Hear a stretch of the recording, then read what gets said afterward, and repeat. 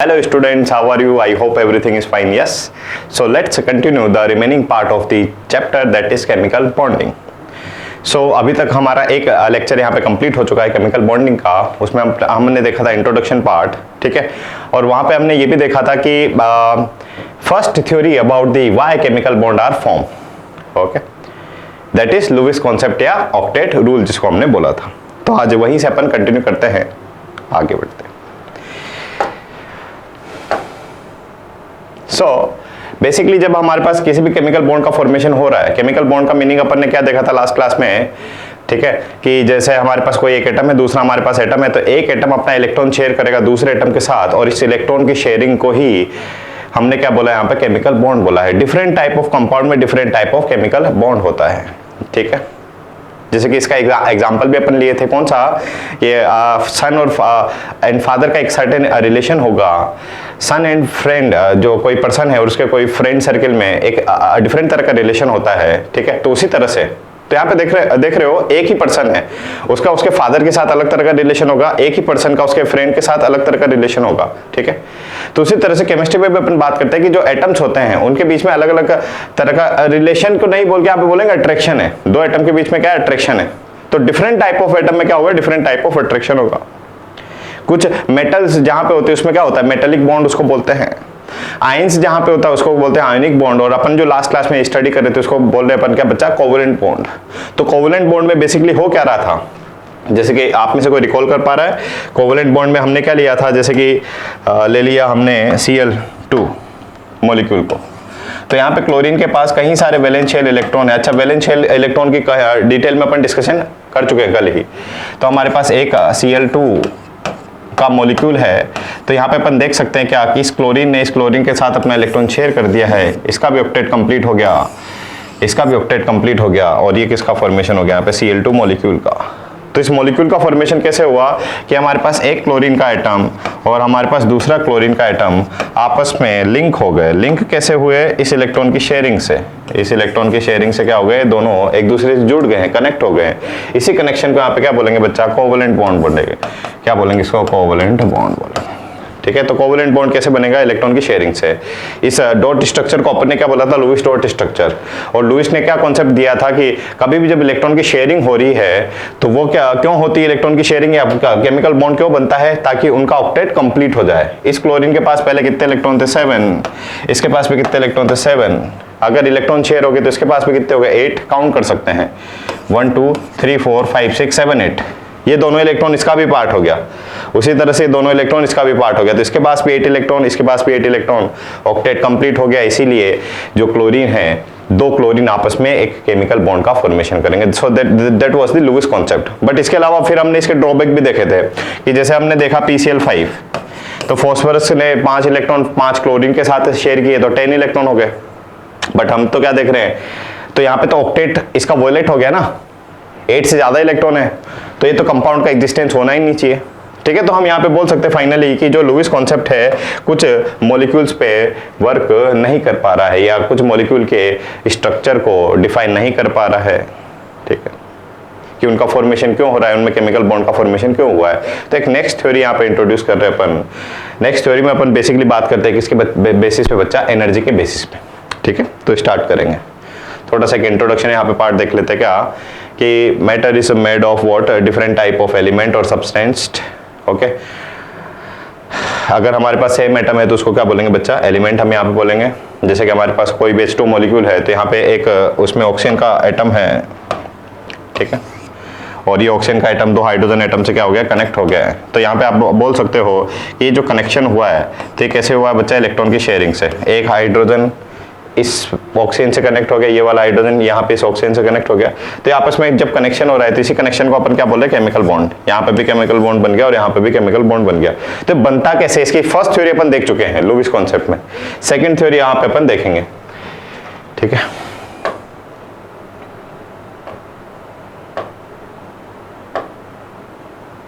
तो second theory यहाँ पे बच्चा है क्या एक्चुअली, कि कभी भी जब दो एटम आपस में एक दूसरे से कनेक्ट हो गए, जब किसी मॉलिक्यूल का फॉर्मेशन कर रहे हैं, जैसे कि अपन ने डिफरेंट मॉलिक्यूल भी देखा भी सही, जैसे H2O में एक ऑक्सीजन का एटम 2 हाइड्रोजन के एटम से क्या हो जाएगा, कनेक्ट हो जाएगा, किसी केमिकल बॉन्ड का फॉर्मेशन करेगा, ठीक है।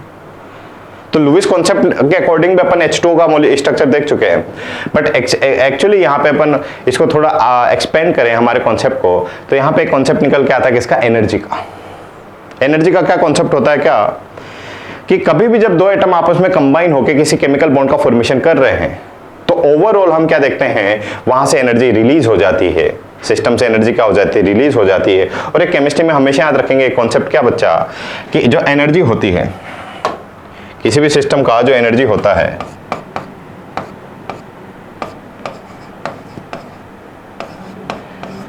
वो इनवर्सली प्रोपोर्शनल होता है किसके, स्टेबिलिटी के। किसके इनवर्सली प्रोपोर्शनल होता है, वो स्टेबिलिटी के। ठीक है, तो इसी को थोड़ा सा डिटेल में अपन यहाँ पे समझने वाले हैं कि इस इनवर्सली प्रोपोर्शनल का एक्चुअली मीनिंग क्या रहेगा, उसका सिग्निफिकेंस क्या रहेगा। ओके, फिलहाल यहाँ पे इसको इस तरह से समझ सकते हैं, जैसे हमारे पास जब भी दो कोई एटम है उनकी कुछ सर्टेन एनर्जी है, ठीक है, लेट्स सपोज 100 मान लेते हैं, तो दोनों एटम की कितनी होगी, 200। एक एग्जांपल ही ले लेते हैं ना अपन इसके बेसिस पे। हमारे पास एक एटम है X और एक एटम है X। मान लेते हैं थोड़ी देर के लिए कि इसकी जो एनर्जी है वो कितनी है, लेट्स सपोज 100, इसकी भी एनर्जी कितनी है, 100। अब जैसे दोनों एटम आपस में कंबाइन होके किसी H2 मॉलिक्यूल का जब फॉर्मेशन कर लिया है, ठीक है, तो यहाँ पे क्या बन गया, एक केमिकल बॉन्ड बन गया इन दोनों के बीच में। क्या बन गया, इनके बीच में एक केमिकल बॉन्ड बन गया है, तो X2 की टोटल एनर्जी कितनी होनी चाहिए थी, बोलो, तो इसकी 100 थी, इसकी 100 थी, तो इसकी कितनी होनी चाहिए थी, 200 होनी चाहिए थी। बट हम क्या देखते हैं, X2 का एनर्जी कितना है, लेट्स सपोज 180। यूनिट वगैरह से अपन को कुछ काम है नहीं, अपन मान रहे हैं, ठीक है, हो सकता है कैलोरी हो सकता है जूल हो। तो हम क्या देख रहे हैं यहाँ पे, इसकी एनर्जी कितनी है, 180। तो हम ऐसा बोल सकते हैं क्या कि जब दोनों हाइड्रोजन जब X एटम आपस में कनेक्ट हुए किसी केमिकल बॉन्ड से, तो कुछ ना कुछ एनर्जी यहाँ पे रिलीज होगी, कुछ ना कुछ एनर्जी यहाँ पे क्या होगी, रिलीज होगी। ठीक है, तो ये 20 के इक्वल जो एनर्जी है वो सिस्टम से क्या हो गई, बाहर निकल गई। और ये यही एक रीजन है क्या, तो पहले यहाँ पे देखो, पहले हम इन दोनों को सिस्टम मान रहे हैं, तो हमारे पास सिस्टम की एनर्जी कितनी थी, 200, बाद में कितनी है एनर्जी, 180। तो ओवरऑल सिस्टम का एनर्जी क्या हो रहा है, कम हो रहा है, एनर्जी क्या हो रहा है, कम हो रहा है। और एनर्जी अगर कम होगा, तो यहाँ पे मैंने एक पॉइंट लिखा था क्या, अगर एनर्जी होगा बच्चा कम, एनर्जी अगर होगा कम, तो स्टेबिलिटी क्या होगा, बढ़ेगा। और यही एक रीजन है क्या, कि अगर दो हमारे पास X के जो एटम है, अगर हमारे पास दो X के एटम आपस में कंबाइन होते हैं, तो ओवरऑल एनर्जी वो रिलीज कर देते हैं, और ड्यू टू दिस सिस्टम का एनर्जी कम हो जाता है। सिस्टम का एनर्जी जैसे ही कम होगा तो उसका स्टेबिलिटी बढ़ता है। तो लुईस ने तो क्या बोला था कि दो एटम आपस में कनेक्ट हो गए, इलेक्ट्रॉन को शेयर करेंगे, केमिकल बॉन्ड बनाएंगे अपना ऑक्टेट कंप्लीट करने के लिए, और जैसे ऑक्टेट कंप्लीट होगा वहां पे स्टेबल हो जाता है। जैसा कि इनर्ट गैसेस है, इनर्ट गैसेस सारी की सारी क्या है, स्टेबल है, क्योंकि उनका ऑक्टेट क्या है, कंप्लीट है। तो लुईस ने तो ये कॉन्सेप्ट बना दिया। बट एक्चुअली में हम क्या इस केमिकल बॉन्ड को एक्सप्लेन कर सकते हैं on the basis of what, energy. कि सिस्टम का एनर्जी हो जाता है कम तो स्टेबिलिटी होता है, बढ़ता है। अच्छा, एनर्जी और स्टेबिलिटी को आप सिंपल सी लैंग्वेज में सोच भी सकते हो इस तरह से, ठीक, कि फॉर एग्जांपल एक पर्सन है, वो किसी अपनी एनर्जी वेस्ट करके आ रहा है ना, फॉर एग्जांपल वॉकिंग, वो 2-3 किलोमीटर का वॉक करके आया है, तो ठीक है, उसका एनर्जी क्या हो गया, रिलीज हो गया, बाहर निकल गया बॉडी से, तो वो क्या हो जाएगा, रिलैक्स हो जाएगा ना। उसको अगर चेयर दे दे तो थोड़ी देर के लिए क्या हो जाएगा, रिलैक्स हो जाएगा, यानी कि एक स्टेबल फॉर्म में चले गया वो। ठीक है, तो कहीं ना कहीं किसी भी सिस्टम का जब एनर्जी बढ़ता है, किसी भी सिस्टम का जब एनर्जी बढ़ता है तो उसका स्टेबिलिटी क्या हो जाता है, कम, या वाइस वर्सा, अगर सिस्टम का एनर्जी होगा कम तो स्टेबिलिटी क्या होगा, बढ़ेगा। So this is the what explanation about the what student, how chemical bond are form. Okay, so all atom combine to form molecules except the noble gases. Noble gases का अपन देख चुके हैं कि इनके पास पहले से ही ऑक्टेट कंप्लीट होता है, इनका ऑक्टेट पहले से कंप्लीट है, सो ये दूसरे से रिएक्ट नहीं कर रहे। एक्चुअली ये बात कहीं ना कहीं इनकरेक्ट भी है, क्योंकि अभी तो हम जानते हैं जैसे कि हमारे पास जो इनर्ट गैस है जीनोन, इसके कई सारे मॉलिक्यूल होते हैं, XeF2, XeF4, ठीक है, यानी कि जीनोन तो फ्लोरीन से रिएक्ट कर रहा है। तो ये कहीं ना कहीं स्टेटमेंट या जो लुईस कॉन्सेप्ट है वो कहीं ना कहीं इनकरेक्ट भी है। This is the reason. Okay, so यहाँ पे अभी अपन देख चुके हैं कि जैसे ही सिस्टम दो एटम आपस में एक दूसरे को अप्रोच करेंगे तो ओवरऑल सिस्टम का पोटेंशियल एनर्जी क्या हो जाता है बच्चा, डिक्रीज। और जैसे पोटेंशियल एनर्जी डिक्रीज होगा तो वहां पे सिस्टम का स्टेबिलिटी क्या होता है, बढ़ता है। ठीक है, अब इसी थ्योरी को अपन समझ भी लेते हैं। A topic name is what, valence bond theory. इसी कॉन्सेप्ट को अपन समझ लेते हैं कहाँ पे, वैलेंस बॉन्ड थ्योरी में। वैलेंस बॉन्ड थ्योरी को स्टार्ट करने से पहले यहाँ पे देखो एक डायग्राम देख लेते हैं अपन कि हमारे पास एक हाइड्रोजन एटम है, दूसरा हाइड्रोजन एटम है, ठीक है। अच्छा, हाइड्रोजन एटम में क्या होगा बच्चा, एक प्रोटॉन होगा एक इलेक्ट्रॉन होगा। तो इस हाइड्रोजन एटम में एक प्रोटॉन एक इलेक्ट्रॉन, इस हाइड्रोजन एटम में भी एक इलेक्ट्रॉन एक प्रोटॉन होगा। ये किसी पर्टिकुलर डिस्टेंस पे है, एक दूसरे पे क्या है, किसी पर्टिकुलर डिस्टेंस पे है, ठीक है। अच्छा, यहाँ पे कई सारे अट्रैक्शन और रिपल्शन फोर्स काम कर रहे होंगे, समझते हैं उनको, क्या क्या अट्रैक्शन और रिपल्शन फोर्स यहाँ पे वर्कआउट कर रहे होंगे। देखना, हमारे पास कोई भी अगर एक एटम है तो एटम में क्या होगा, एक तो न्यूक्लियस होगा और न्यूक्लियस के साथ साथ उसमें क्या होंगे, कुछ इलेक्ट्रॉन्स होंगे। हमारे पास दूसरा एटम है, उसमें भी क्या होगा, न्यूक्लियस होगा, न्यूक्लियस के अलावा उसमें इलेक्ट्रॉन होंगे। तो यहाँ पे सबसे पहले बात कर लेते हैं कि ये किसी पर्टिकुलर डिस्टेंस पे, इनफाइनाइट डिस्टेंस पे, यानी कि इसका इससे कोई लिंक ही नहीं है ना। तो यहाँ पे क्या क्या अट्रैक्शन और क्या क्या रिपल्शन फोर्सेस होंगे, देखना यहाँ पे हमारे पास जो वो है न्यूक्लियस, उसमें कई सारे प्रोटॉन है, कई सारे प्रोटॉन में तो उनमें क्या होगा, रिपल्शन होगा, ठीक है। तो रिपल्शन कहाँ पे होगा बच्चा, प्रोटॉन प्रोटॉन के बीच में। दूसरा, कई सारे इसमें इलेक्ट्रॉन है तो इन इलेक्ट्रॉन के बीच में भी रिपल्शन होगा। उसी तरह से इस एटम में भी रिपल्शन कहाँ कहाँ पे होगा, प्रोटॉन प्रोटॉन के बीच में और इलेक्ट्रॉन के बीच में। पहला कॉन्सेप्ट। साथ ही साथ यहाँ पे अट्रैक्शन भी होता है, रिपल्शन के साथ साथ यहाँ पे अट्रैक्शन भी होता है। कैसा, ये हमारे पास है प्रोटॉन और इन इलेक्ट्रॉन के बीच में दो opposite charge attract each other और दो same charge repel each other. तो प्रोटॉन प्रोटॉन पे तो ऑब्वियसली बच्चा पॉजिटिव चार्ज है, रिपेल करेंगे। दोनों इलेक्ट्रॉन पे भी क्या है, नेगेटिव चार्ज है, यहाँ पे भी रिपल्शन होगा। बट अगर हमारे पास प्रोटॉन है यानी कि पॉजिटिव चार्ज, इलेक्ट्रॉन यानी कि नेगेटिव चार्ज है, तो दो opposite charge attract each other. तो इस वाले केस में क्या होगा, यहाँ पे अट्रैक्शन होगा। तो यह जब दोनों एटम किसी बहुत ज्यादा डिस्टेंस पे, इनफाइनाइट डिस्टेंस पे, यानी कि इसका इससे कोई लिंक नहीं है, तो इस पर्टिकुलर एटम या इस पर्टिकुलर एटम में कुछ तो अट्रैक्शन फोर्स काम कर रहे होंगे और कुछ रिपल्शन फोर्स काम कर रहे होंगे, ठीक है। अब ये किसी पर्टिकुलर डिस्टेंस पे आगे यहाँ पे केमिकल बॉन्ड बना रहे हैं, है ना। ये किसी एक पर्टिकुलर डिस्टेंस पे आगे बच्चा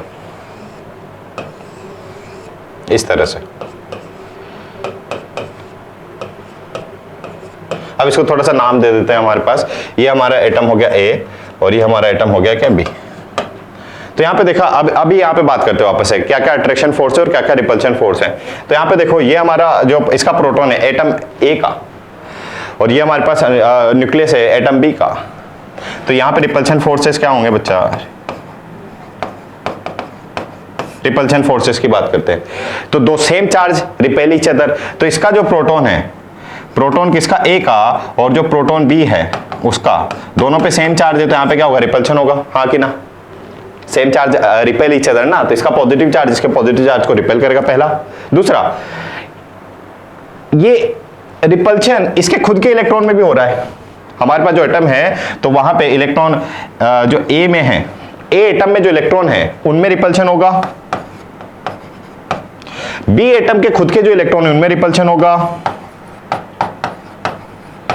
तीसरा, ए एटम के जो इलेक्ट्रॉन है और जो बी एटम के इलेक्ट्रॉन है इनमें भी रिपल्शन होगा, ठीक है। तो ये सारे हमने रिपल्शन के केस यहाँ पे ले लिए, ये यहाँ पे रिपल्शन के पॉसिबिलिटी बनेगी। साथ ही साथ यहाँ पे बात कर लेते हैं फाइनली किसके, अट्रैक्शन की, ठीक है। अब अट्रैक्शन कहाँ कहाँ पे होगा बोलो, इसका न्यूक्लियस और इसके इलेक्ट्रॉन के बीच में। ए का न्यूक्लियस प्रोटॉन ए के और इलेक्ट्रॉन बी के, अपोजिट चार्ज है, प्रोटॉन पे पॉजिटिव चार्ज, इलेक्ट्रॉन पे नेगेटिव चार्ज, तो इसका न्यूक्लियस और इसके इलेक्ट्रॉन के बीच में अट्रैक्शन होगा। दूसरा, इसके प्रोटॉन और इसके इलेक्ट्रॉन के बीच में अट्रैक्शन होगा। प्रोटॉन ऑफ बी और इलेक्ट्रॉन ऑफ ए के बीच में अट्रैक्शन होगा। तीसरा, इसका प्रोटॉन इसी का इलेक्ट्रॉन, यानी कि प्रोटॉन भी ए का, इलेक्ट्रॉन भी ए का, और प्रोटॉन बी का और इलेक्ट्रॉन भी बी का। तो ये क्या होंगे बच्चा, हमारे पास रिपल्शन होंगे, ठीक है। तो कई सारे तो हमारे पास अट्रैक्शन है और कई सारे हमारे पास रिपल्शन हो रहे हैं। इनिशियली इस तरह से होता है। तो हम क्या देखते हैं ओवरऑल, अभी फाइनली यहाँ पे कंप्लीट करते हैं कॉन्सेप्ट को। हम क्या देखते हैं कि जैसे ये एटम एक दूसरे को अप्रोच करते हैं, तो यहाँ पे बच्चा ये जो अट्रैक्शन फोर्स है, जो अट्रैक्शन फोर्स है, ये कहीं ना कहीं ओवरकम कर देते हैं किसको, रिपल्शन फोर्स को। अरे अच्छा, खुद से सोचो ना, दो मेरे पास एक नॉर्थ पोल एक साउथ पोल है, दोनों में क्या होता है, अट्रैक्शन होता है। तो एक अट्रैक्शन है तो पास में आएंगे, ठीक है, तो यानी कि हम बोल सकते हैं क्या कि दो चीजें पास में आ रही है अगर उनमें अट्रैक्शन है, दो चीजें दूर जा रही है एक दूसरे से अगर उनमें रिपल्शन है। तो यहां पे हम क्या देखते हैं ओवरऑल कि जो अट्रैक्शन फोर्सेस होते हैं ये ओवरकम कर देते हैं रिपल्शन फोर्स को। अगर ओवरकम कर रहे हैं मतलब क्या अट्रैक्शन हो रहा है दोनों के बीच में, और जैसे अट्रैक्शन हो रहा है तो एक दूसरे के क्या आ रहे हैं, पास आ रहे हैं, पास आ रहे हैं मतलब यहाँ पे एक दूसरे से कनेक्शन बन गया है, अट्रैक्शन बन गया, और इसी अट्रैक्शन को हमने क्या बोला है, केमिकल बॉन्ड बोला है। तो लुईस ने भी इसको एक्सप्लेन करने की कोशिश की थी। उन्होंने बोला कि दो एटम एक दूसरे के पास आएंगे उनका ऑक्टेट कंप्लीट करने के लिए, बट हम यहाँ पे क्या देख रहे हैं कि दो एटम एक दूसरे के पास आएंगे क्योंकि उनमें क्या हो रहा है, नेट अट्रैक्शन हो रहा है।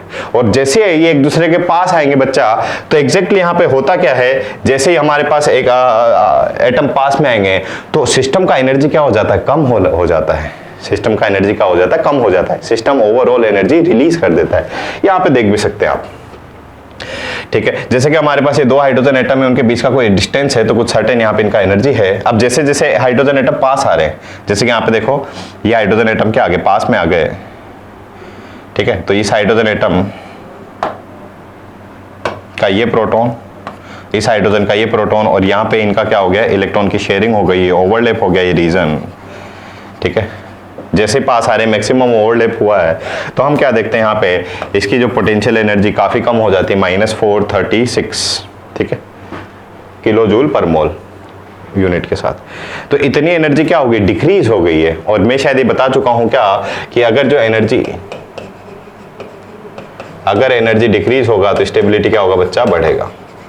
अगर एनर्जी डिक्रीज होगा तो स्टेबिलिटी क्या होगा, बढ़ेगा। तो यही एक रीजन है कि दो हाइड्रोजन एटम पहले किसी डिस्टेंस पे है, बहुत पास में आ गए, जैसे ही पास में आए तो एनर्जी क्या हो रहा है, रिलीज हो गया, बहुत ज्यादा एनर्जी रिलीज हो गया है, और इसीलिए इसका स्टेबिलिटी बढ़ता है।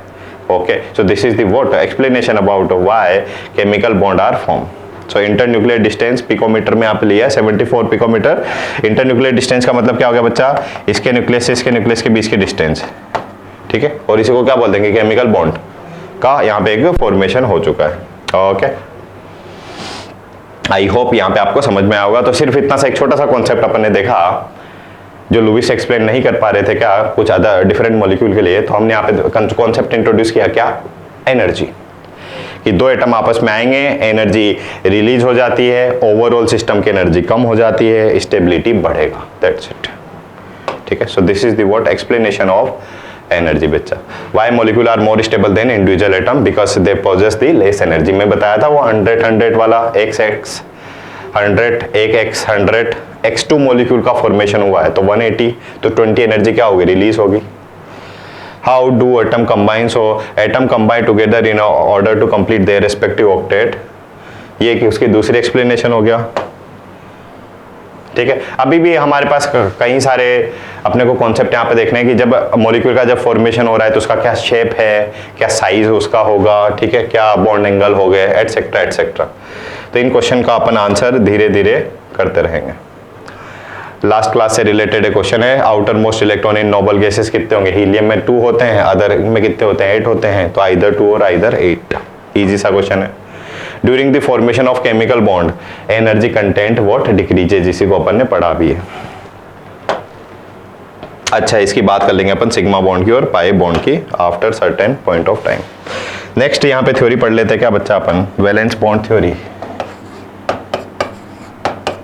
तो जो अभी अभी अपन ने एक्सप्लेनेशन देखा है किसका, एनर्जी का, उसी को यहाँ पे थोड़ा सा एलेबरेट फॉर्म में अपन देख रहे हैं कि मतलब मैथमेटिकल कंटेंट की फॉर्म में बात नहीं करके अपन एक डायग्राम के बेसिस पे इस थ्योरी को देखते हैं, ठीक है, जो कि एनसीईआरटी में भी अपने पास जितना गिवन है वो मोर देन सफिशिएंट। वीबीटी का फुल फॉर्म क्या है बच्चा, valence bond theory, valence bond theory. अच्छा, यहाँ पे एक वर्ड यूज करेंगे अपन सबसे पहले क्या, ऑर्बिटल। तो आपको इसका एक आइडिया होना चाहिए बच्चा, ऑर्बिटल क्या होते हैं। तो ऑर्बिटल क्या होता है कि हमारे पास कोई भी एटम है तो कोई भी एटम में क्या रहेगा, एक न्यूक्लियस रहेगा। आपने जैसे रदरफोर्ड मॉडल भी देखा, पढ़ा है 10th क्लास में ही, इवन हम कंप्लीट कर चुके हैं। तो उसमें क्या किया था हमने, अल्फा पार्टिकल का बम्बार्डिंग किया था गोल्ड फॉइल से, तो हम देख रहे थे कि मैक्सिमम अल्फा पार्टिकल क्या हो गए, बाहर निकल गए, ऐसे स्ट्रेट लाइन में पहुंच चुके हैं। तो रदरफोर्ड ने बोला कि जो एटम है उसका मोस्टली पार्ट क्या होता है, एम्प्टी होता है, और कुछ अल्फा पार्टिकल क्या थे, बाउंस बैक हो गया था। तो फिर उन्होंने बोला रदरफोर्ड ने ही कि एटम का जो सेंटर होगा वहां पे एक डेंस रीजन है, उसी डेंस रीजन को उन्होंने क्या बोला, न्यूक्लियस। तो न्यूक्लियस फर्स्ट वर्ड कहां से आया था, निकल के रदरफोर्ड मॉडल से। ठीक है, तो यहाँ पे उन्होंने देखा कि एक न्यूक्लियस है, न्यूक्लियस में क्या होंगे बच्चा, प्रोटॉन होंगे, न्यूक्लियस में क्या होंगे, प्रोटॉन होंगे। ठीक है, अब उसके चारों तरफ किसी पर्टिकुलर डिस्टेंस पे क्या होंगे बच्चा, इलेक्ट्रॉन होंगे। ठीक है,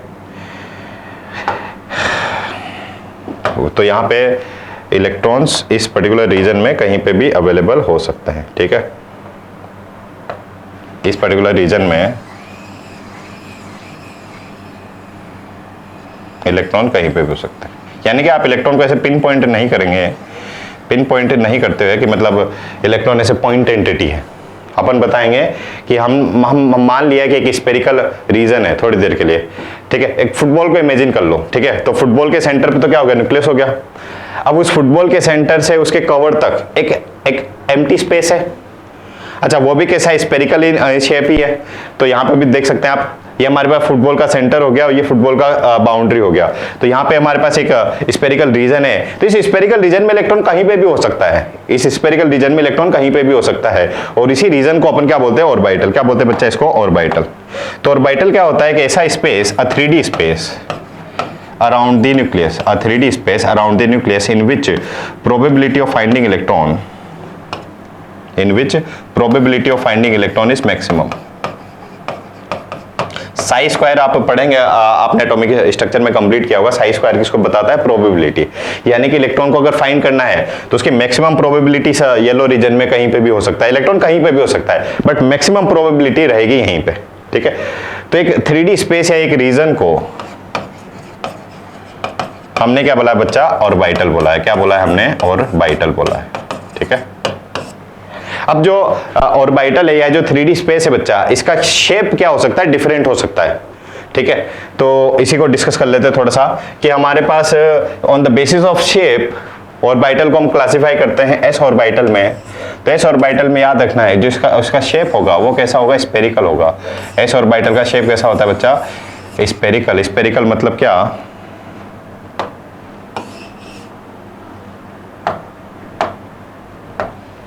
कि इलेक्ट्रॉन इस स्फेरिकल रीजन में कहीं पे भी हो सकता है, इलेक्ट्रॉन इस स्फेरिकल रीजन में कहीं पे भी हो सकता है। ठीक है, ये तो हो गया एस ऑर्बिटल। क्या हो गया बच्चा, ये एस ऑर्बिटल। एक होता है क्या, पी ऑर्बिटल। पी ऑर्बिटल होता है डंबल शेप। पी ऑर्बिटल को कैसा बोलते हैं अपन, डंबल शेप। Dumbbell shape. अब हमने मान लिया थोड़ी देर के लिए कि ये एक्स एक्सिस है, ये वाई एक्सिस है, और इनके परपेंडिकुलर क्या है, जेड एक्सिस है। ठीक है, मान लिया हमने इमेजिनरी एक्सिस है। तो अगर हमारे पास जो डंबल शेप है वो इस डायरेक्शन में, एक्स एक्सिस में, अगर हमारा जो एक्स एक्सिस में है तो इसको क्या बोलेंगे बच्चा, पी एक्स ऑर्बिटल। क्या बोलेंगे इसको, पी ऑर्बिटल में एक्स एक्सिस पे अगर ये लोब है तो पी एक्स ऑर्बिटल, अगर वाई एक्सिस में ये लोब है या डंबल इसको बोल रहे हैं तो इसको बोलेंगे पी वाई ऑर्बिटल, और अगर जेड एक्सिस में ये लोब है तो इसको बोलते हैं क्या बच्चा, पी जेड ऑर्बिटल। क्या बोलेंगे इसको, पी जेड ऑर्बिटल। तो ऑर्बिटल तो क्या है, ऐसा स्पेस है around the nucleus in which we can find the electron with maximum probability. दोबारा रिपीट कर रहा हूं, ऑर्बिटल क्या है, orbital is space around the nucleus in which we can find the electron with maximum probability. अब जो orbital है, जो एक 3D स्पेस है, जो रीजन है, उसका शेप क्या हो सकता है, डिफरेंट हो सकता है। मतलब इलेक्ट्रॉन हो सकता है स्फेरिकल रीजन में कहीं पे भी हो, इलेक्ट्रॉन हो सकता है इस तरह से डंबल जो जिम वगैरह में यूज करते हैं अपन। ठीक है, तो इस तरह से लोब में कहीं पे भी हो सकता है। तो अगर इलेक्ट्रॉन का जो फाइंडिंग प्रोबेबिलिटी इस तरह के रीजन में कहीं पे भी है तो इसको बोलेंगे पी ऑर्बिटल। ठीक है, पी में 3 तरह के ऑर्बिटल की बात करते हैं, पी एक्स, पी वाई और पी जेड। नेक्स्ट ले लेते हैं क्या, डी ऑर्बिटल। नेक्स्ट ले लेते हैं क्या, डी ऑर्बिटल। डी ऑर्बिटल होंगे बच्चा 5 तरह के। कौन कौन से, अगर ये एक्सिस को लिया अपन ने एक्स वाई, और यहाँ पे डबल इसको बोलते हैं, डबल डंबल। एक डंबल ये वाला और एक डंबल ये वाला। तो ये डंबल जो है this one and this one same plane में है, एक्स वाई प्लेन में है, तो इसको बोलेंगे बच्चा डी एक्स वाई। अच्छा, एक्सिस तो इमेजिनरी होती है ना, तो इन एक्सिस को मैंने मान लिया एक्स वाई की जगह क्या मान लिया बच्चा, मैंने वाई जेड मान लिया। ठीक है, आप फिजिक्स में भी पढ़ेंगे कि आप मान सकते हो इसको माना px, इसको माना py, तो बाय डिफॉल्ट हो गई pz, इसको माना py, इसको मान लिया pz, तो बाय डिफॉल्ट क्या हो जाएगी px, क्योंकि तीनों एक दूसरे के क्या है, परपेंडिकुलर है। तो उसी तरह से ये इसको मान लिया मैंने y, इसको मान लिया z, और यहाँ पे डबल डंबल है इस तरह से, अगर इस तरह से मेरे पास क्या है, अभी डबल डंबल है, तो इसको बोलेंगे dy z, d में yz, और अगर मेरे पास ये x और z के बीच में डबल लॉब है तो इसको बोलते हैं बच्चा dxz, ठीक है। तो d में 3 तो ये हो गए xy, yz और xz, 3 तो ऑर्बिटल ही हो गए। d में 2 ऑर्बिटल और होते हैं, कौन से हैं, d x square y square, इसको मान लिया आपने x एक्सिस, इसको मान लिया आपने y एक्सिस, तो इसको बोलेंगे अपन क्या, d x square y square, और इसको बोलेंगे d z स्क्वायर, ठीक है। ये z एक्सिस पे तो इसको बोलेंगे डी जेड स्क्वायर। ये कौन सी एक्सिस है बच्चा, z, ठीक है। तो ये लॉब अपने आप पे क्या बता रही है, कहीं ना कहीं ये जो शेप, डिफरेंट तरह के शेप अपन ने देखे, तो इस शेप का एक्चुअली मतलब क्या है कि इस रीजन में हम इलेक्ट्रॉन को फाइंड कर सकते हैं विद मैक्सिमम प्रोबेबिलिटी, ठीक है, मैक्सिमम प्रोबेबिलिटी, ठीक है। जैसे कि एक मैं बच्चों को एग्जांपल देता हूँ नॉर्मली, जैसे कि मान लो जो कोई भी स्टूडेंट है फिलहाल, है ना, तो उसकी मैक्सिमम प्रोबेबिलिटी कहाँ पे होगी, तो हम बोलेंगे उसके घर में या उसके पर्टिकुलर स्टडी रूम में, ठीक है, पहला कॉन्सेप्ट। तो उसी तरह से ऑर्बिटल क्या होते हैं कि इलेक्ट्रॉन को अपन कहाँ पे फाइंड कर सकते हैं, उसका एक पर्टिकुलर रीजन होगा जहां पे अपन स्पेसिफाई कर सकते हैं कि अच्छा इलेक्ट्रॉन वहां होगा, वहां पे ढूंढो उसको, ठीक है। डिफरेंट और जो रीजन होता है इस ऑर्बिटल का, मतलब जो शेप होता है वो क्या होता है, डिफरेंट होता है। तो डिफरेंट ऑर्बिटल को अपन ने बच्चा यहाँ पे देख लिया है, dx स्क्वायर y स्क्वायर मतलब एक्सिस पे, ये वाली लॉब x एक्सिस पे, ये वाली लॉब y एक्सिस पे, तो इसको बोले dx स्क्वायर y स्क्वायर, ठीक है। तो यहाँ पे ऑर्बिटल का अपन मीनिंग समझ चुके हैं अभी तक। अब फाइनली बात कर ले तो वापस से किसकी, वैलेंस बॉन्ड थ्योरी की, जो भी अपन ने एनर्जी वाला कंटेंट देखा है कि जब दो एटम आपस में एक दूसरे के पास आएंगे तो एनर्जी क्या हो जाती है, सिस्टम से रिलीज हो जाती है। जैसे एनर्जी रिलीज होगी, सिस्टम का एनर्जी हो जाता है कम, एनर्जी कम तो स्टेबिलिटी बढ़ेगा। तो यहाँ पे जब ये पास में आ रहे हैं तो यहाँ पे कहीं ना कहीं इलेक्ट्रॉन की शेयरिंग बोल सकते हैं अपन, क्या बोलेंगे बच्चा, हम इलेक्ट्रॉन की शेयरिंग बोल सकते हैं। जैसे कि लुईस कॉन्सेप्ट में भी अपन ने ये देखा था कि इलेक्ट्रॉन की क्या हो रही है, शेयरिंग हो रही है। बट हम यहाँ पे अभी अपन ने देखा जो डायग्राम अपन ने देखे ऑर्बिटल का, तो इसमें अपने को एक बात समझ में आ रही है कि इलेक्ट्रॉन को आप ऐसे पिन पॉइंट नहीं करते ना, ऐसे पॉइंट एंटिटी की तरह नहीं बात करते हैं अपन। इलेक्ट्रॉन की बात करते हैं क्लाउड ऑफ इलेक्ट्रॉन या region around the nucleus in which we can find the electron with the maximum probability. तो कहीं ना कहीं एक रीजन की बात करें, 3D स्पेस की अपन बात कर रहे हैं, ठीक है। तो इलेक्ट्रॉन की शेयरिंग अपन, तो कभी भी जब केमिकल बॉन्ड का फॉर्मेशन हो रहा है, कभी भी जब किसी केमिकल जब बॉन्ड का फॉर्मेशन हो रहा है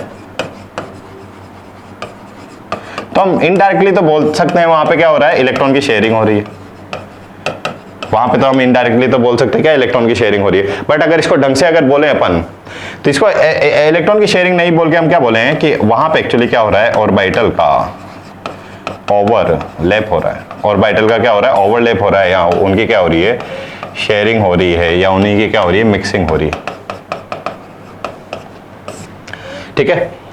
तो इलेक्ट्रॉन की शेयरिंग नहीं बोल के एक्चुअली में हमें क्या बोलना चाहिए बच्चा वहां पे कि ऑर्बिटल का शेयरिंग हो रहा है, या ऑर्बिटल का ओवरलैप हो रहा है, या ऑर्बिटल की क्या हो रही है, मिक्सिंग हो रही है। और इसी मिक्सिंग के बाद क्या बनता है, केमिकल बॉन्ड का फॉर्मेशन होता है, ठीक है। अब इसी को अपन समझ लेते हैं कि ऑर्बिटल की ओवरलैपिंग किस किस तरह से होती है, कितनी तरह से हो सकती है, कैसे होती है, कितनी different type of sharing is possible, okay. तो जैसे बात कर लेते हैं हमारे पास कि हमारे पास ये कोई ऑर्बिटल है बच्चा, s ऑर्बिटल, और ये हमारे पास दूसरा ऑर्बिटल है s ऑर्बिटल, ठीक है। तो ये वाला रीजन, ये ऑर्बिटल इस ऑर्बिटल के साथ क्या करना चाह रहा है, ओवरलैप हो रहा है, ठीक है। ओवरलैप होने का क्या मतलब है, ठीक है। तो ये शेडेड रीजन क्या हो गया बच्चा, यहाँ पे ओवरलैप हो गया, क्या हो गया, यहाँ पे ओवरलैप हो गया, ठीक है। तो इसको बोलेंगे पॉजिटिव ओवरलैपिंग, क्या बोलेंगे इसको, पॉजिटिव ओवरलैपिंग। एक ऐसा भी केस होता है, एक और केस लेते हैं अपन, टीका ले लेते हैं ना। ये हमने कोई सी भी एक्सिस पे मान लिया, लेट सपोज ये y एक्सिस है या x एक्सिस है, तो ये हमारा px हो गया, ये भी हमारा क्या हो गया बच्चा, px हो गया,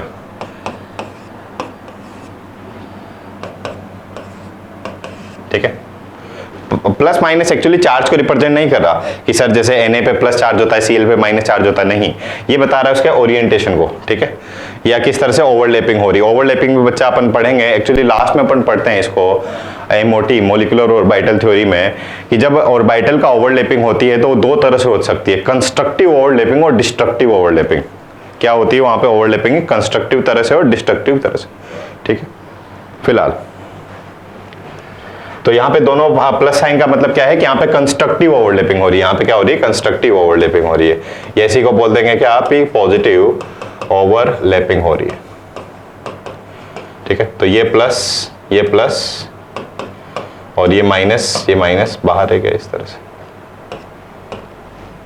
एक हो सकता है इसमें डिस्ट्रक्टिव ओवरलैपिंग। डिस्ट्रक्टिव ओवरलैपिंग का क्या मतलब होता है कि इसका तो प्लस और इसका क्या माइनस। यहां पे देखो इसका प्लस इसके प्लस से हुआ तो प्लस प्लस ओवरलैप हो गया, इसका प्लस इसके माइनस से साथ ओवरलैप हो रहा है, तो इसको बोलेंगे डिस्ट्रक्टिव ओवरलैपिंग। क्या बोलेंगे इसको, नेगेटिव ओवरलैपिंग। क्या बोलेंगे इसको, नेगेटिव ओवरलैपिंग, ठीक है। तो नेगेटिव ओवरलैपिंग माइनस प्लस, ठीक है, इसको बोलेंगे नेगेटिव ओवरलैपिंग। मतलब बहुत इफेक्टिव ये नहीं होता ओवरलैपिंग। एक होती है इसमें जीरो ओवरलैपिंग, एक क्या होती है बच्चा इसमें जीरो ओवरलैपिंग। तो जीरो ओवरलैपिंग कब होगी, जैसे कि हमने केस ले लिया ये वाला, ये एस ऑर्बिटल और हमारे पास कौन सा है, पी ऑर्बिटल, ठीक है। तो क्या ये ऑर्बिटल इसके साथ ओवरलैप कर पाएगा क्या, नहीं, ठीक है। अगर ओवरलैप करेगा तो इस तरह का कुछ शेप अपने को दिखेगा जो कि अलाउ नहीं है, ठीक है। तो इसको बोलते हैं जीरो ओवरलैपिंग, ठीक है। तो यानी कि एक सीधा सा कॉन्सेप्ट अपने को समझ में आ रहा है कि ओवरलैपिंग के बारे में कुछ पॉइंट भी याद रखेंगे ना अपन। जब ओवरलैपिंग हो रही है ना बच्चा ऑर्बिटल की, तो वो ऑर्बिटल आपस में ओवरलैप होते हैं जिनकी एनर्जी लगभग सेम होती है, पहला पॉइंट। और एक प्रॉपर ओरिएंटेशन में होना चाहिए। कभी भी जब ओवरलैपिंग हो रही है ऑर्बिटल की, अब यहाँ पे इसको समराइज भी कर सकते हैं। देखो यहाँ पे अभी तक हमने क्या पढ़ा है, हमने यहाँ पे देखा कि ऑर्बिटल होते क्या है, हमने अभी तक देखा यहाँ पे ऑर्बिटल होते क्या है, ठीक है। ऑर्बिटल होते क्या है, तो हमने बताया कि भाई ऑर्बिटल एक ऐसा रीजन है अराउंड द न्यूक्लियस जहां पे इलेक्ट्रॉन को जहां पे इलेक्ट्रॉन की प्रोबेबिलिटी मैक्सिमम होती है, पहला पॉइंट। अब हमने बोला कि अब केमिकल बॉन्ड कैसे बनता है, तो मोस्टली सब बोलते हैं कि इलेक्ट्रॉन की शेयरिंग से। हम बोलेंगे कि नहीं इलेक्ट्रॉन की शेयरिंग से नहीं, ऑर्बिटल की ओवरलैपिंग से केमिकल बॉन्ड का फॉर्मेशन होगा। तो फिर हमने देखा कि अच्छा कई सारे ऑर्बिटल होते हैं डिफरेंट तरह के, तो ये कहीं ना कहीं एक दूसरे से क्या हो जाता है, मिक्स हो जाते हैं, ठीक है। इनका मिक्सिंग होगा और केमिकल बॉन्ड बन जाएगा। अब यहाँ पे एक दो पॉइंट अपने को याद रखने हैं कि कभी भी जब ऑर्बिटल मिक्स होते हैं या जब उनका ओवरलैपिंग होता है, तो वही ऑर्बिटल का ओवरलैपिंग होता है, मिक्सिंग होता है जिनकी एनर्जी इक्वल हो, ठीक है। जैसे कि यहां से दोनों का एनर्जी इक्वल हो, अगर एनर्जी डिफरेंस बढ़ा तो उनकी मिक्सिंग नहीं हो पाएगी। या अगर शेप में बहुत ज्यादा डिफरेंस है, ठीक है, मतलब एक पर्टिकुलर ओरिएंटेशन भी वहां पे होना चाहिए। ओरिएंटेशन का मतलब समझते हैं अपन थोड़ा सा डिटेल में। तो यहाँ पे देखो, इसको थोड़े से दिमाग में याद भी रखना, ये वाली एक्सिस को एक्स लिया है, इसको लिया है वाई और इसको लिया है पी जेड। एस ऑर्बिटल इस तरह का रहेगा, ठीक है।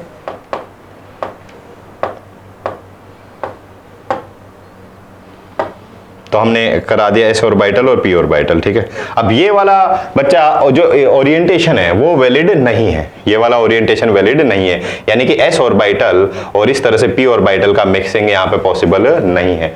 एस ऑर्बिटल पी ऑर्बिटल के साथ मिक्स तो हो सकता है, कैसे हो सकता है वो, तो इसको समझ लेते हैं एक बार। एस ऑर्बिटल पी ऑर्बिटल के साथ अगर उसको मिक्स होना है तो इस तरह से तो हो सकता है वो, ये इधर गया ये इधर गया, ये वाला पार्ट क्या हो गया, ओवरलैप हो गया,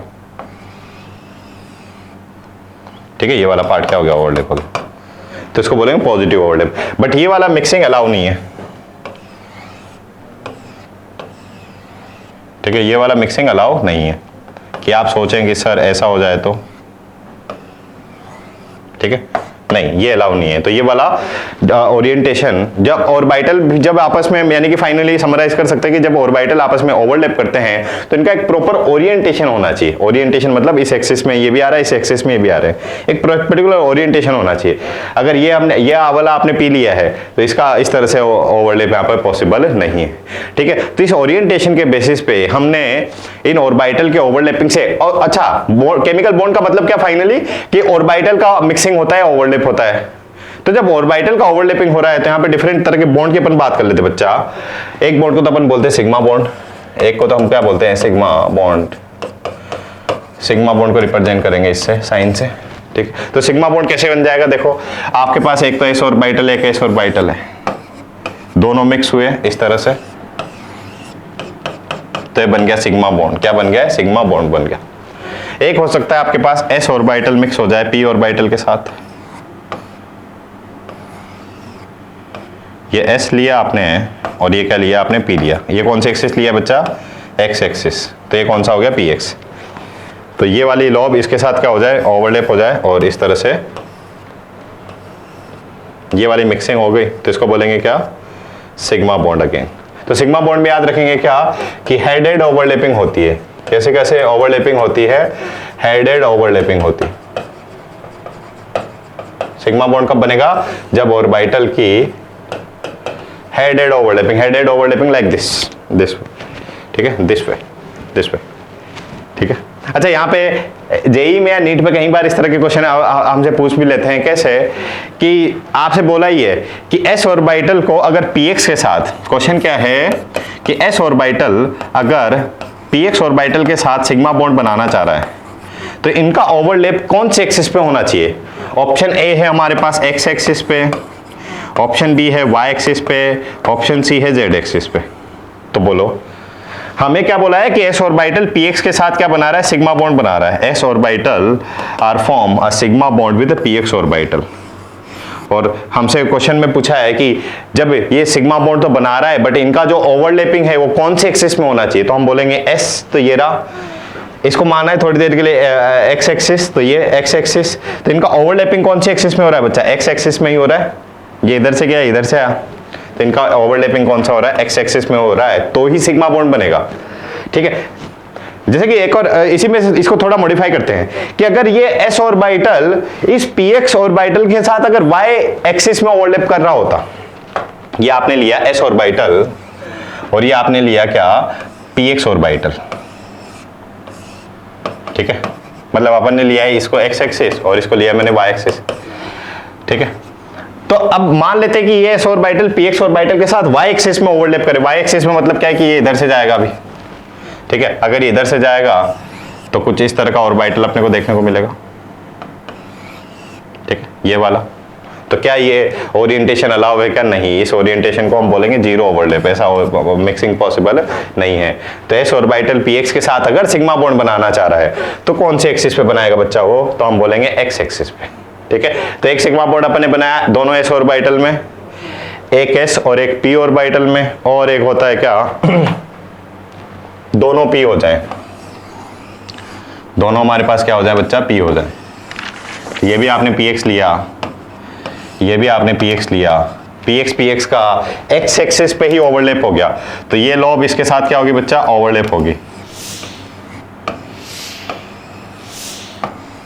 ठीक है। तो ये वाला पार्ट क्या हो गया, इसमें ओवरलैप हो गया, तो अगेन ये भी क्या बन गया हमारे पास, सिग्मा बॉन्ड बन गया। तो px on x axis, px on x axis, ठीक है। तो ये तो हमारे पास सिग्मा बॉन्ड की कंडीशन आ गई। अब होता है, बात कर लेते हैं पाई बॉन्ड की, कि जब ऑर्बिटल का मिक्सिंग होता है तो सिग्मा बॉन्ड के साथ साथ पाई बॉन्ड भी बनते हैं। पाई बॉन्ड कैसे बनेगा, साइड वे ओवरलैपिंग। कैसे बनता है, side way overlapping of orbital, side way overlapping, या इसी को बोलते हैं लेटरल ओवरलैपिंग। लेटरल ओवरलैपिंग का मतलब समझ लेते हैं। जैसे आपने लिया ये पी ऑर्बिटल, ये भी क्या लिया, पी ऑर्बिटल, ठीक है। ये लिया आपने वाई एक्सिस पे, तो ये पी वाई ले लिया, ये भी आपने ले लिया, लेट्स सपोज पी वाई। अब इन दोनों को आपने ओवरलैप किया है एक्स एक्सिस पे, लेटरल ओवरलैपिंग। ये पी वाई, ये पी वाई ऐसे आ रही है, ऐसे आके ये ऊपर से शेयर हो गया और ये ऐसे नीचे शेयर हो गया, ठीक है।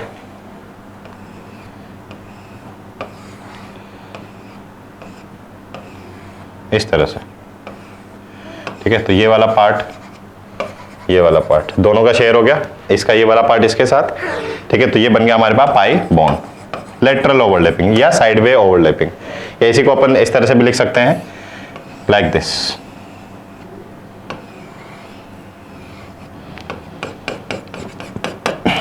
देखो पी में दो लोब होती है ना बच्चा, पी में क्या होती है, दो लोब होती है, एक अबव एक बिलो, तो इसकी अबव वाली लोब इसकी अबव वाली लोब से एक बड़ा लोब बन गया ऊपर, इसकी बिलो वाली लोब इसकी बिलो वाली लोब से शेयरिंग हुआ, इस तरह का बॉन्ड बन गया, जैसे को बोल सकते हैं इस तरह से पाई बॉन्ड बनेगा। ठीक है, तो पाई बॉन्ड कैसे बनता है, साइडवे ओवरलैपिंग ऑफ ऑर्बिटल। अब पी का पी से भी बना सकते हो, यानी कि एस के साथ क्या पी या डी या एक और ऑर्बिटल होता है एफ, क्या यहाँ पे सिग्मा बॉन्ड बनाएगा क्या इसके साथ, सॉरी पाई बॉन्ड बनाएगा क्या, तो हम बोलेंगे नहीं। ठीक है, क्योंकि पाई बॉन्ड में कैसी होती है, साइडवे ओवरलैपिंग, जो कि एस ऑर्बिटल नहीं कर पाएगा। ठीक है, पाई बॉन्ड नहीं बना पाएगा। अच्छा पी यानी कि पाई बॉन्ड बन सकता है। अब आपसे ये क्वेश्चन पूछ सकते हैं एग्जाम में कि बताओ अगर आपके पास दो पी वाई बॉन्ड है, देखना यहाँ पे एक क्वेश्चन ही बना लेते हैं ना। अच्छा सा हमारे पास क्वेश्चन में क्या बोला है कि आपके पास दो पी वाई ऑर्बिटल है, आपके पास क्या दो पी वाई ऑर्बिटल है,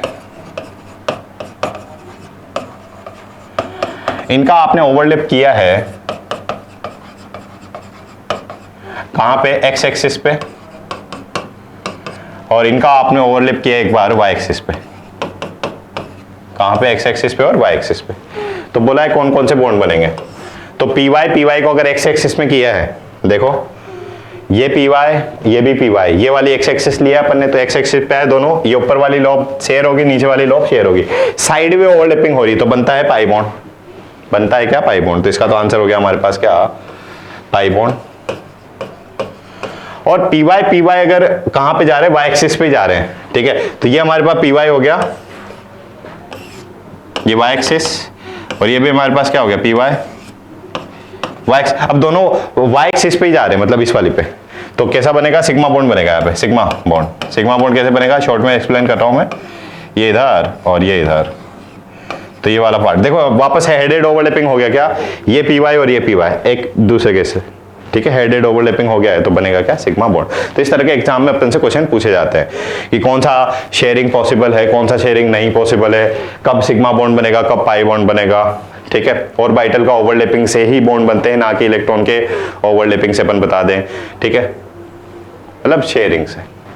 ओके, एक और इसमें कॉन्सेप्ट हो जाएगा बच्चा क्या, कि अगर हमारे पास एक डी ऑर्बिटल है, ठीक है, तो पी का डी के साथ क्या बन जाएगा, सिग्मा बॉन्ड बन जाएगा कि हाँ बन जाएगा, पाई बॉन्ड बन जाएगा कि हाँ बन जाएगा। ठीक है, यहाँ पे भी इसकी क्या करा देंगे, लेटरल ओवरलैपिंग करा देंगे अपन। ठीक है बच्चे, तो यहाँ पे हमने देखा अभी तक क्या, तो जो केमिकल बॉन्ड में अपन ने बात किया अभी तक कोवेलेंट बॉन्ड की, तो कोवेलेंट बॉन्ड बनते क्यों हैं, व्हाई दे आर फॉर्म।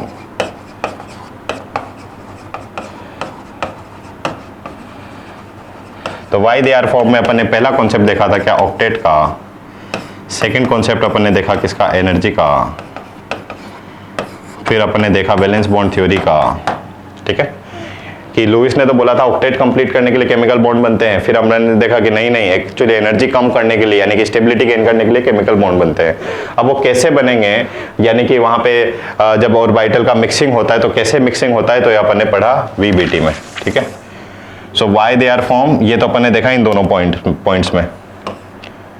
ठीक है, and how they are form, how they are form, ये अपन ने फर्स्ट थ्योरी यहां पे देखी अभी तक वीबीटी की, वैलेंस बॉन्ड थ्योरी, कि किस तरह से केमिकल बॉन्ड बनेंगे। ठीक है, और इसी कड़ी में अपन नेक्स्ट क्लास में कंटिन्यू करेंगे, इसी कॉन्सेप्ट को आगे बढ़ाते हुए नेक्स्ट थ्योरी को अपन इंट्रोड्यूस करेंगे। ठीक है, आई होप आपको समझ में आया होगा।